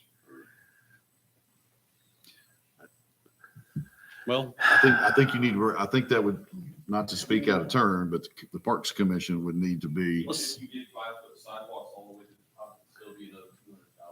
Yeah. right. So you still have at least a $200,000 overage. Yeah, none of this is cheap. What as was we the know. number again? 3 what? I'm around. I mean, I will tell you that the phase 2 of sidewalks on Center Street now was a guesstimate of over $600,000, and it's not, That won't even touch it. that won't get it. But we're moving forward to try to get all the stuff ready. Concrete has just gotten out of control. I don't know how far 400 potholes here and there, but there's a whole lot of that going on. The street department money getting thrown in for a trail. There's streets and use where people are driving that need repair. Need to be repaired and overlaid. I think that's a good point. The general public's gonna, what's your, as Don likes to say, what's your bang for the buck? I'm not sure if the discussion was to waive sidewalks in general, but we do have an ordinance that requires sidewalk, at least one sidewalk on any street. Local size streets require one. So at a minimum 5 feet, but that's sidewalk versus trail. So that's the thing, are we gonna call it a trail or are we gonna call it a sidewalk? Well, Well, it's you would fine. have to have a 5-foot sidewalk ordinance. If you wanted to make it a 10-foot sidewalk and take the trail delineation off, either way, required to have a sidewalk unless you waive the ordinance. Just for kicks. I think you touched on it. What's the, I don't know, you may not know the distance of this thing right off the top of your head, but what's a sidewalk length? Do you have any idea what that costs? I mean, we kind of know from our own sidewalks. Yeah, I mean, that's the only history I'd have to go back on. What'd you say? 200, it's gonna be at least $200,000 for this. I mean, if you cut it in half, then Well, yeah, the width, yeah. Yeah, Of course, you asphalt compared to, yeah, and we didn't price Concrete. asphalt, so do what? we didn't price asphalt. Oh, this is a 10-foot concrete. This is 10-foot concrete. Are we talking about from Maine all the way up to the top? As it stands right now, we'll go from 5 Well, foot. Well, let me make a suggestion, because we're not gonna get this settled tonight, I think. Go back and do some, Is you look at a 10, if it's, the idea is to be 10, you ought to just look at an asphalt. Okay. And not worry, because if it's a trail, that's what our trails are. right. Still got to have a sidewalk with the road according to. No, I agree. Well, that's true. You said we have to do a sidewalk, right? I guess if we did, Law requires, ordinance requires that you. Okay. Law requires you do 1 5-foot sidewalk, concrete, unless we waive it or. unless it was waived, and I guess it could be waived for an asphalt, in lieu of an asphalt trail. and he may, So you need to know the Back to- difference between back to one of y'all's point, maybe the 250,000 free money we're fixing to get would be great to make it a 10-foot wide. It's gonna get used in the park. That park Oh, is it'll get busy. used. Well, not only, So- I mean, it's a disc golf course too, so. I like the 10-foot idea because you might have bikers and joggers and that makes it a little wider for them. Multi-purpose. And the idea is keep kids off the street because there's clowns that drive through there 60 miles an hour. That's another I'll problem. go with it. back to the engineers and ask them to. Are you to do donating the- funds? I'm not donating funds, but I would like to speak on the system. We had a joint splash pad meeting a few weeks ago, and we've already made accommodations with our engineer to adjust the location of sewer and water lines for this 10-foot trail. So if we revert on that, we're gonna have to go back and readjust those designs. Or did you ever jump the gun? I'm kidding. Well, I mean, They called me, I'm and told me what I joking. needed. I'm joking. I can see Now- why the chief threw y'all under the bus. Yeah, that's right.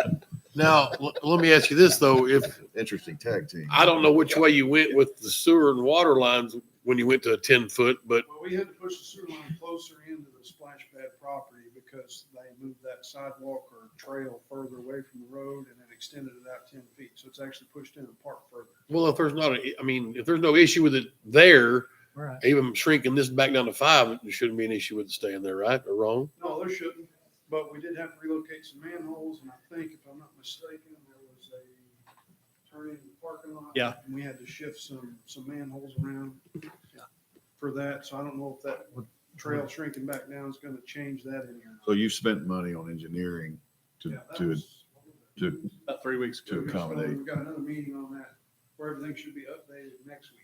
Well, it's already Don't pay to have it spent. If you- Re-engineered If you back. try to go back in there and Just do it, leave we're it gonna spend alone. more money to get it back out to the 5. So, I mean, if they're okay where they're moved to at the 10-foot wide trail, they can stay there for a 5-foot wide trail. I don't, you know what I'm Oh, saying? yeah, No issue, I just wanted to let everybody You be need to aware that we yeah. don't- Cloud the issue. Felt like I needed to get up here and say something. Yeah, thank you. Yep. So we'll go back to the drawing board with different material, and then I'll get with Casey Well, but before you do that, just because I thought I had a good idea there. So if you go back to look at a 10-foot asphalt, which is obviously going to be cheaper, well, I say that, than the concrete, we are still obligated, unless these gentlemen waive it, the 5-foot, correct? That's really the only way to scale down any is with the concrete, whether it's curb and guttering or sidewalk.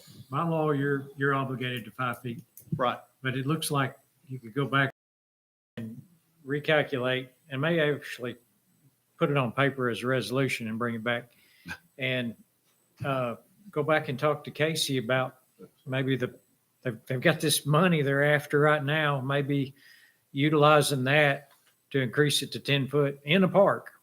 I mean, what better place is in a park to have a multi-purpose trail where the bicycles and the kids could get off the road? And at that point, we will waive the. We could rate the concrete portion in lieu of asphalt. Okay. Trail instead of sidewalk. Because at that point, we'd have to, we'd have to waive the requirement of the law. Okay, I've got homework. Thank you. Sorry, the ordinance didn't make it, or resolution. I don't know that. Jeff? Yeah. need Good to luck, table this sweet then, talking. or- Casey. I would say so, table for a month and come back with a budget amendment. Jeff? I do have Hold one on. thing to add. This is straight from the ordinance, section 10. It says pedestrian circulation systems. An internalized pedestrian circulation system in the form of a shared use path, 10 feet wide, may be substituted for sidewalks along streets upon the request of the applicant and the approval of the planning commission where possible. Pedestrian circulation system shall allow for connectivity with shared use paths or sidewalks and adjacent developments. They require to be a minimum of 10 feet wide. So, So they could just have the 10-foot. Right. yes. And we don't have to, Again, I commend you on your diligence, Hunter. That makes sense. Well, he carries that around with him day and night, so that's good. And now, ladies and gentlemen, for a little bit of good news. Are they wanting to table this Oh, thing? sorry. Motion, we table this? Yes. Motion second to table. Mr. Brown? Yes. Mr. Baker? Yes. Mr. Derrick? yes. Mr. Rainwater? Yes. Mr. Powell? Yes. Unanimous. Number 9, finance, Hang on. general obligation, S&P global rating change. Table this until next meeting, because it's good news, Right. actually.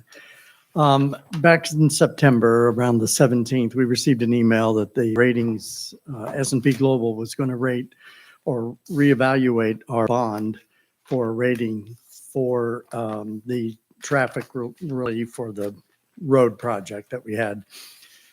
They sent us a questionnaire that we had to fill out, and the questionnaire was broken down between sales and use tax bonds and what the trends are for that and what we foresee the trends to be in the 2 to 3 more year period, because just about every 2 to 3 years, they look at our bond ratings.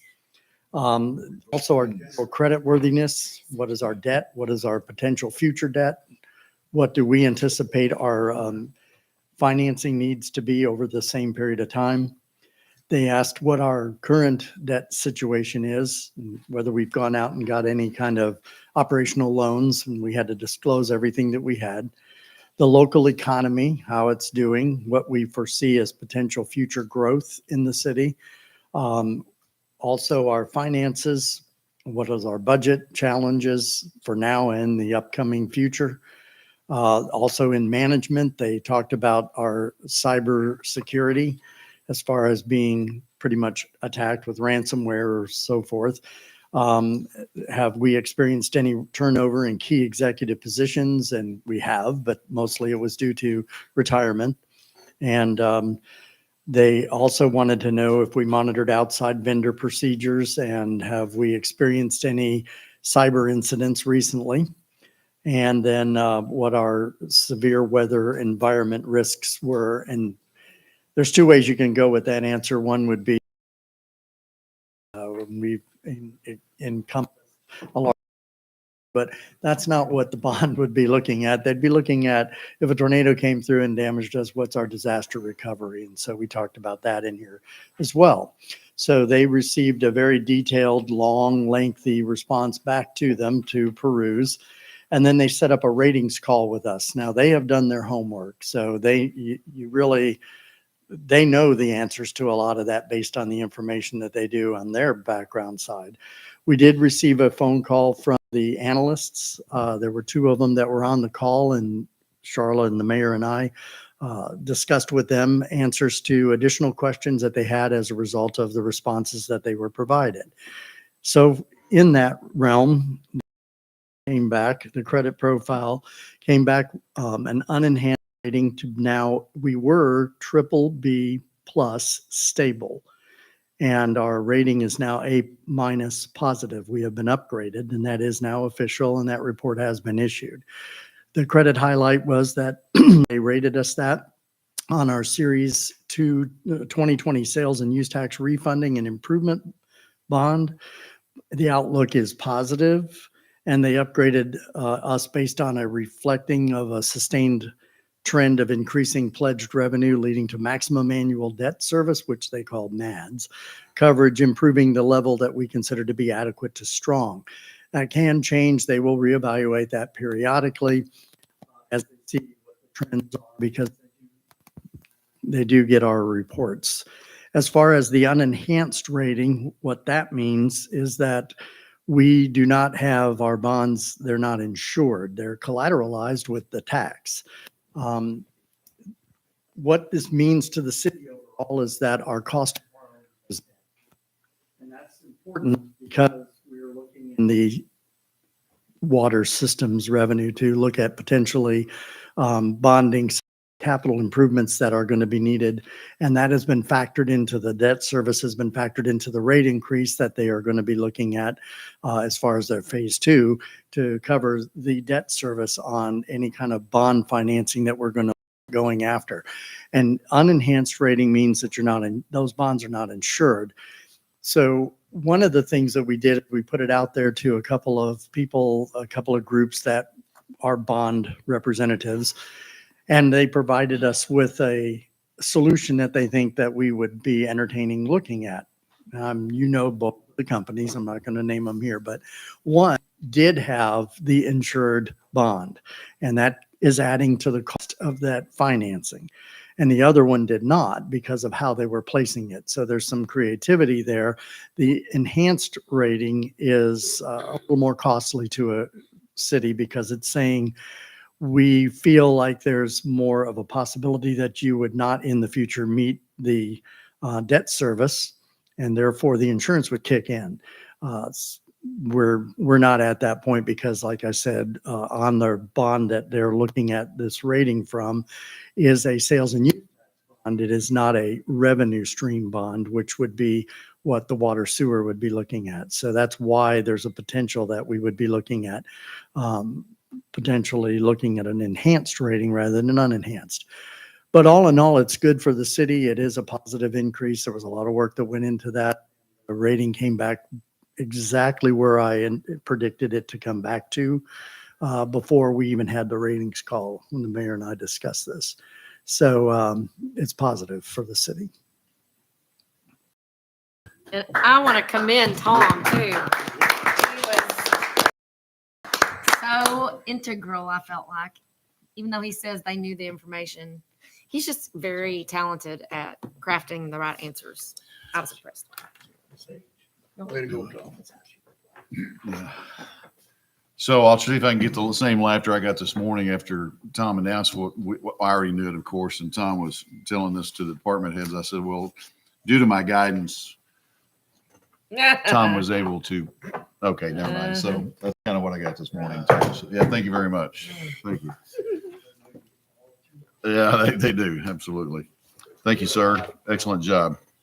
I think the first thing the police chief said was, if I may quote the police chief, was, oh, credit or new credit, more credit, more credit. Yeah.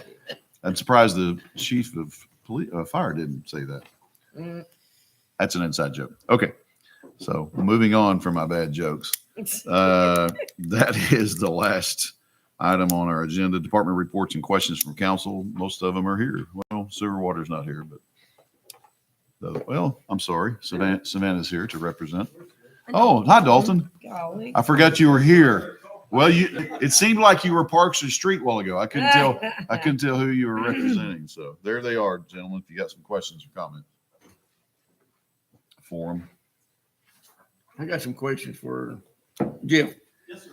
I've been getting a few phone calls on, I've seen a lot of streets just with the potholes being filled, and they're wanting to know how come we hadn't had any streets resurfaced there lately. Oh, I'm sorry.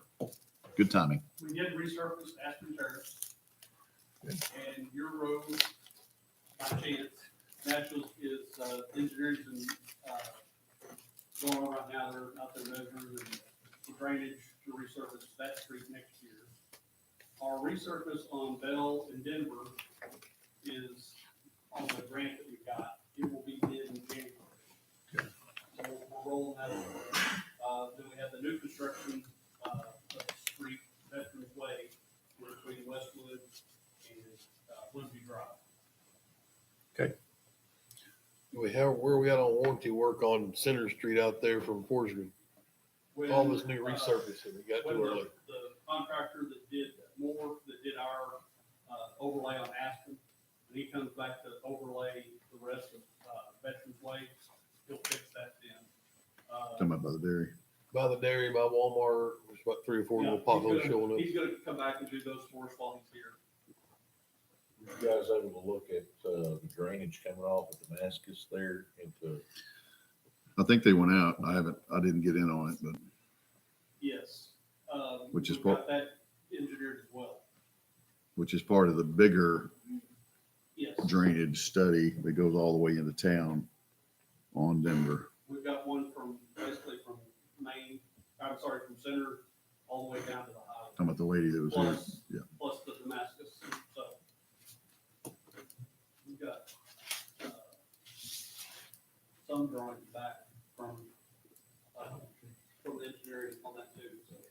It's more of a pavement issue than really a drainage. Once the road's not dirt anymore, she'll quit getting rocks in her It'll yard. help, yeah. And so Jeff knows, and if you've been in my office ever, and Danielle hid it from me yesterday, but I found it. The study that we initiated here a couple of years ago we have it's a great tool. You open it up and it's all colored, and it gives you the ratings of all over Greenwood, every street in Greenwood, and red is horrible. I don't know if that's right or not, but yellow is less horrible. Green is okay.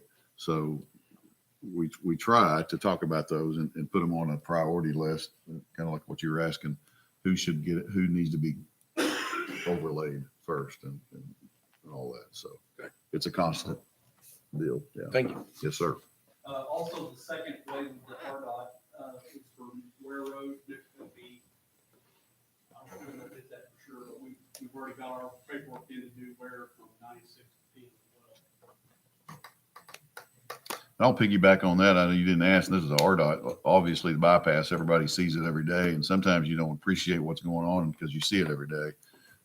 Danielle and I actually took a little side by side out there a couple of weeks ago to look at it up close and personal. It didn't get too much in their way, but then I called Daniel McDaniel, who has a drone, and I asked him to do some drone shots for us. And I've got them. If you'd like to see them, I'll be glad to send them to you. And it's awesome. The 3 bridges, you see one every day, you see the other one a little bit, but you don't see the other one unless you go back there. They're all 3 different stages, but they are not messing around. I complimented Kenny Hooten, who's for Forestgren out there, who's in charge of that whole thing, and said, I didn't ask him if they were behind or ahead, but he didn't say either, but they're not messing around. That's coming out of the ground really nice. So the curve of those bridges, I knew it was going to be that way, but to see it from above is kind of interesting. that's something that you can share at a council meeting? We'll do that next month. I'll get with Tom and I'll give Tom those pictures, and yeah, I can put them on tablets. can you do it? Huh? Okay. Yeah. Okay. So you're getting it from her on your phone, but we'll put them up on the big screen. It's just amazing what they've done already and what they continue to do, and the height of those bridges. People that were in doubt of that, and I know it's not rained major since they've started, but they know what they're doing. I said this all along. I'm not an engineer, but they are, and they build these things all over. So I'm so excited about the progress they're making. And just so you know, I continue to bug everybody I see that I think I can bug about phase 2. When's the funding going to be coming available to continue on to 71 with our 4-lane? And they just call me greedy every time I ask. But 5-lane, what did I say? 4 or 5-lane. So I'm known as the greedy mayor from Greenwood. But if you don't ask, you don't get. So that's going to happen sooner than not, I think.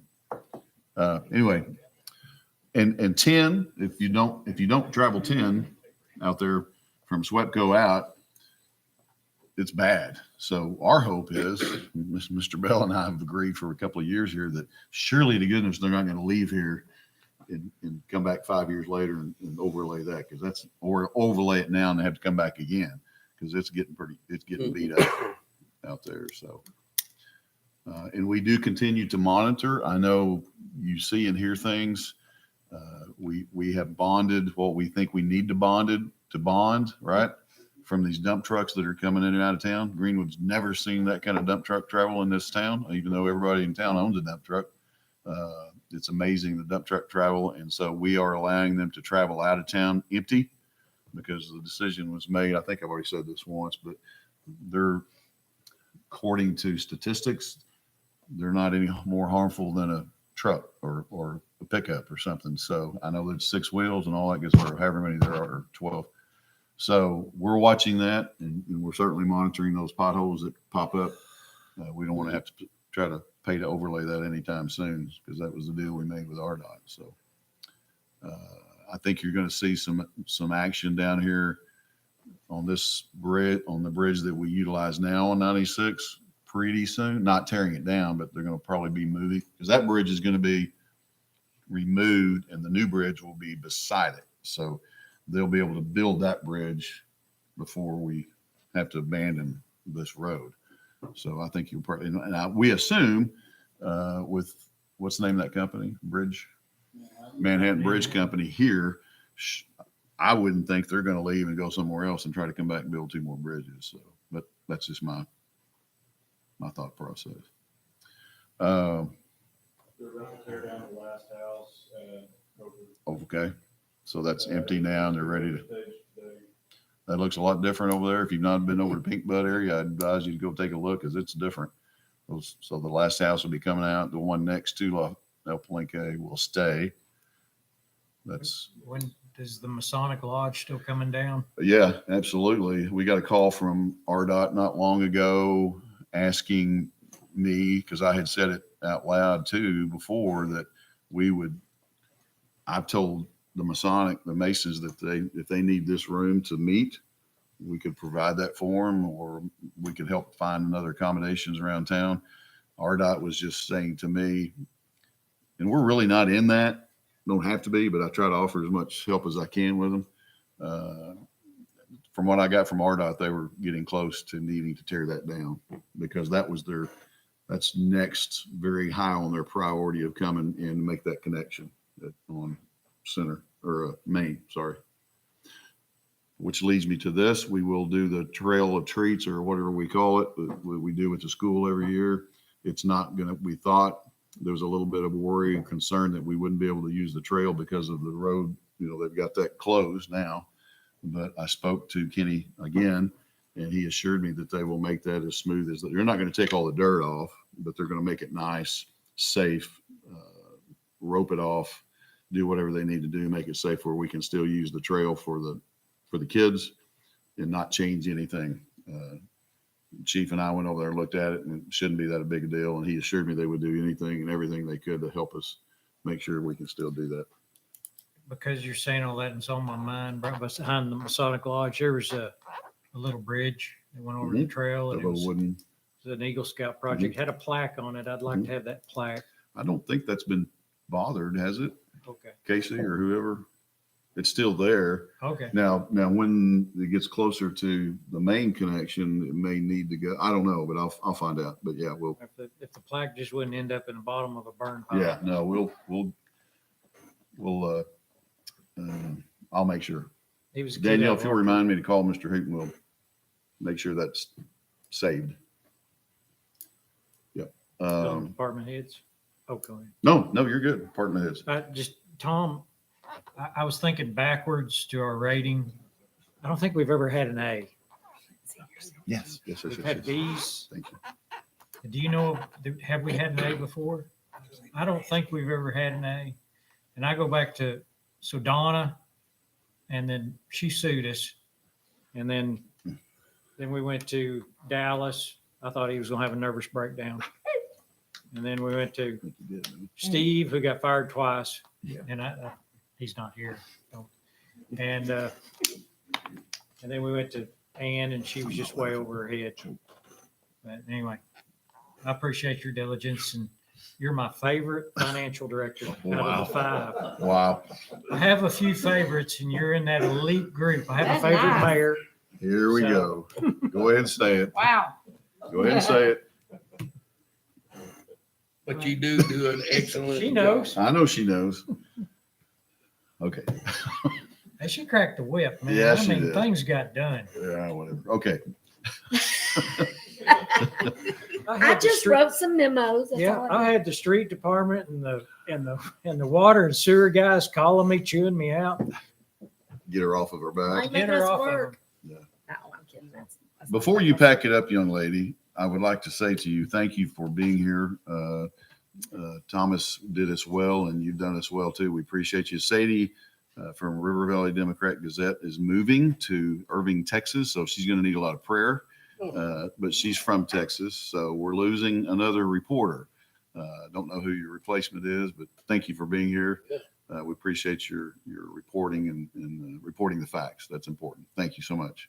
So I don't have a plaque or a resolution or a proclamation, but thank you. Sadie Day, nice. The chief's sitting right here. You can drive around the square as fast as you want to tonight, Oh, boy. Watch out for the stop signs. but watch out for the stop signs and the light. But thank you, Sadie. Go Cowboys. Go Cowboys. They used to hate when I did that. Now Chief hates it. So thank you again. And good luck to you and congratulations on your job. That's awesome. Anything else for the department heads? If not, we'll jump right into council forum. Anything gentlemen need to, I mean, since we're meeting where's Buddy? Is he gone? Buddy has Yeah. left. We're meeting Thursday at the Lodge Hall, and I'm just wanting to pass on any kind of update I can as far as where we're at, as far as the land. If we're getting torn down, are y'all just waiting on us to start building, or what's the story? Okay. Yeah, Y'all are done. we've signed everything, right? I haven't been to the building committee meetings over there, so I'm. So I didn't mean to speak. I'm sorry. I forgot you're sitting right here. So I didn't know. RDOT asked me that, and I'm assuming I said you need to call them and see what their needs are and what they're up to. Oh, there's a bunch of internal squabbling and crying over there, but we'll get it figured out. Still, Not with the city, just in general. Right. Half the people still wanting to save that building. And anyway, yeah, yeah, gotcha. That's what I want to do. Move that building over there. I don't know if I check cost. I have a is that footing? I mean, a foundation? I'm sure, but I just should rebuild that exactly the same. Oh, I got you. Anyway, I have a question about the little mobile billboard, because Mr. Brown brought it up last, and it says in the minutes that you would follow up on it, the mobile billboard that we rent. Yes. So we're still renting. Do we rent it even when we don't use it? Well, we don't take it back to Van Buren, we bring it back. And it's $800 a month? The reason that we're renting it is the city had to, they both got lost in the great flood of June 2022. For some reason, and this was before my time, when they replaced it, they only replaced it once. That's when we can use it. That one went down. We rented another one in that time period. Then there was one approved in the budget. However, we're over on the budget to pay for it. So but we're still using both of them, so that's where the rental comes in there. Yeah, because that's, And I we did guess, have an agreement to buy that one, but then we didn't do it. We didn't buy, so we're still. You're talking, you're saying rent, what's the rent? What's the cost? $800 a month. For How both much or does- each?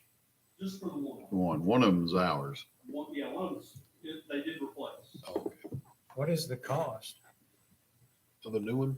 Was 10 grand, wasn't it? That was in there, or I think 12? 10 was the budget, and the increase was to 12, and that wasn't approved. If we approved that, then we may be able to get some of our money back. Y'all removed it, and so now we have rented the thing. So a year of rental, we could buy one. Yes, Yeah. that was what I mean. I think Yeah. if we took it out of the budget, that intent wasn't to go pay for one that we don't own monthly. We had it before that. What, did we not get any insurance over some of that stuff we lost? Well, that was before my time, I don't know. Because I thought we claimed, They should have, and they should have bought two, but they didn't. They only bought one. Was there something Teresa said about that? Do you know? The insurance money probably was only enough to buy Well, one. that's what they said too. You may have only been able to get one for what they had. Yeah, I do not honestly remember what transpired at that moment. We all knew we had insurance. We have coverage on them. Danielle, do you remember anything specific? Were you just saying that or? Well, it is before everybody's time. What about you, Bob? Do you remember? No, I was kidding. Right. Before your time too? Yeah, should have got some FEMA money. Well, I was asleep that month. We didn't file FEMA. I guess if we rent them, we're in charge of pulling them back and forth to Van Buren. a year. That's the only closest place to rent those. Time's dropping. That's 9,000. So if my math's correct, that's 9,600 a year, Yes. paying $800 a month Right. for a $12,000. $12,000 sign that we took out of the budget because we thought it was too expensive. It was higher than what we had budgeted. I know we used those. 16? I don't remember. Well, I wish the administration would kind of look into how, No, go ahead. I don't have any more comments. I don't have any more comments. I think it's beneficial to have two signs, and I wish we would look into it again to see exactly what the actual cost of. What it is today. I'm sure it'll be back in the budget, won't it? At For 20. buying. Why don't we do this? Since we're renting it, we'll make it over. Do you have a contract with them on this rental? Yeah. I mean, is it monthly? I would suggest this, and I'm the one that loves those signs around town. and We use them a lot. Maybe it's a little premature. I'd say we go ahead and just stop the rental Okay. for now and find out the cost of another one and try to, and obviously try to get it in the budget for next year and just do with one. I know. To say, let's think about what we got coming up. Well, and we'll talk about I'm it. just saying, if you want to save $800 a month, Well, and we used to at Christmas. That's the main reason that we kept the rental. I'm just trying to stop the bleeding. I'm fine. And I can do whatever. I'll do whatever. I mean, what do we usually mainly use it for? Just to tell What he just people said, about events? Fall, yeah, yeah. Not, Things it's not coming about, up. And it could be a road Also closing. use them During elections for voting. Yeah. We'll I mean, put them out here to they're a great show tool. people to go to Yeah. The fairgrounds to vote. public notification tool. Okay, let me re-suggest a suggestion. Since these big events are coming up, why don't we keep it for now and do due diligence as suggested, find out the cost, whether it's 16, 12, whatever it is, and plan on not renting next year and trying to buy one. Charlotte, I think he just said, he had it in his budget, and it was turned down. Right. Right. Yeah, Okay. that, He still has 10,000. Yeah, I just need the additional money to pay for it. right, right. Or we can come back next month and ask you for that money. Well, do you have any, does it make sense to look at bringing in, once that number is found out, whether, He told me a month ago when y'all brought it up, Jeff was out, I texted him then, and I believe he said it's $16,000. Oh, Lance. Go ahead. And I believe. So if the council- If I'm correct, that's what he put in for budget and it's turned down. so if we feel like it's, 10,000 in and it was approved. It is on your list that you all have right in front of you. It's down there at the bottom. Then we did send a resolution. He did after the fact. We added a resolution to That's right. Additional money was not approved. The 10,000 was never taken out. No, we get it. So we still got the 10,000. So there is an option of coming up with $6,000 if that's what it is, Hardly gonna be spending. and purchasing it. What about using the 10,000 for the rent? That 10,000 is getting partly spent on rent. Well, you, To in essence, you, oh, good point. Yeah, right. kick in a little? How about If that's what you want to do. my A&P expert says, Go and to A&P I'll look because it's down a the other public- end. Does that sound like something advertising and promotion could? Fill out a proper grant Yeah. and see what they say. Let's do I that. can't Maybe answer kick in for them. some. You don't get much advertising promotion than a marquee. But if we can do 10 and they can do whatever. There are times that are better times to go ask A&P When there's money. when there's money. Yeah. So when would you suggest that? Work on your relationship with Tom and Charla. They can kind of, they know real well. There are good times and bad times. All right. Well, you got some options. First, get a price on a new one. Then let's look back at it. Okay. Can we, did we look at other places or just theirs and that's it? Well, you can buy all kinds of them. Amazon. No. You can buy cheap ones too. Probably could buy one of those. You can buy cheap ones too. I know that for a fact. That's not advisable. They fall apart. I know that for a fact. Anyway, I Is wondered that still about solar that. powered? It's been- Yes. Both, Yeah, they're both sold. which is a big deal. Okay. Thank you. Anything else, gentlemen, from anybody or council forum? Why is that, Rob, kind of, so something there, Oh. is there any option about rent to own or anything like that, or is it just? The current one we have. Or rent? Can we apply the 8,000 we've already? Yeah. Yeah. Right. They would have retroactive part of it had you bought the sign. Yeah, well, let me tell you to have Danielle ask those questions. Really? Great. What's that? I'm just saying, with time strapping, Oh, boy. Oh, would you rather somebody? I'm just saying she's familiar with the owner Oh, gosh. in a good way. She might be able to, You're dead. I know, I'm so dead. I'll let her negotiate. Looks Jeez. total lot right there. I do appreciate your involvement on the easements. Okay, update Senior Citizen Center. This has been a thorn in my side. We have now gone out for the fourth time. The bids, we think they came out in the paper yesterday, but we don't know that for sure. It was set to go out yesterday. I looked, but there's thousands of bids in there in your paper, ma'am.